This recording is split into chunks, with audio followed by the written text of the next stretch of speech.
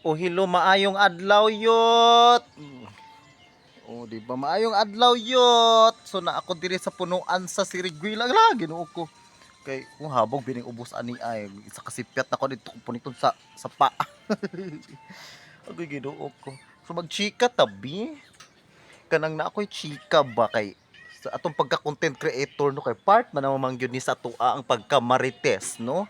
Marites ta oy murtag ka ng mga newscaster bitaw no kanang mga sa TV reporter so ingon ana magyud ang tong life sa as a content creator. Okay, kani siya atong topic is kanang magkuan naman ko kanang mag-react ra bang ko kanang marag kanang comment lang nako ba no kay actually idol ba kay nako ni siya nga content creator no kanang aside sa kanang silingan ra pod kay taga diri ra po ni siya sa mo ang silingang dapit sa lugar no. Makita gyud ako ni siya sa dalan usahay ka na magabi ka nang mulabay po ni siya dahil og outfit or makakanang mga mura siya kanang black nga kuan leather mga nana ba.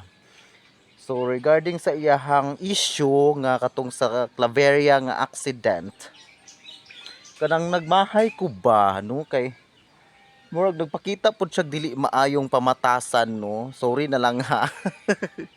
No?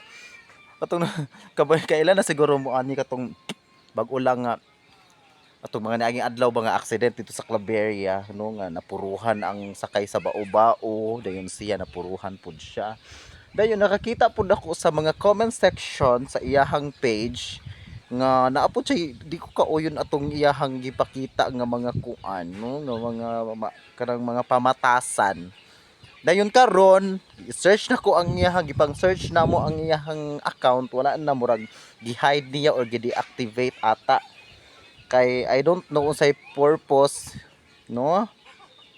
So ingon ana unta kada bitong the negligence kanang dili unta nato. Duha man ko wala di man ingon nga kanang dagana nato. No kada bitong ang cheka man gud dito kay nagpost siya nga okay sila sa iyahang nakuan, di ba nakasagupa sa kalsada pero ang behind the camera is wala gyud ay sila na okay no dayon dili siya manubag sa kanang damage ano ba kay naman ko'y pasahero nga need magpa CT scan dayon dili siya mo gasto.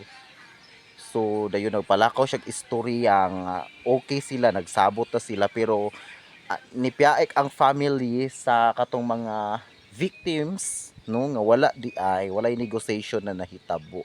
So dili pod maayo no. So dapat unta ang kuan po na komento ako nakipagsabot na lang gid unta no para masulbad ang problema. Dili kay moabot pa sa tinubaga dayon naabot na nga nag-deactivate na og account sayang no. Kuan man gud ang kuan man gud is nagbother ang mga followers niya kay tungod gusto sila maliwanagan. Mas ako gusto ko maliwanagan kung kinsay koy sakto o kinsay sayop no.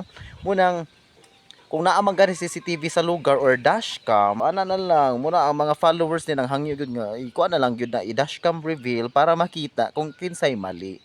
No, so maura to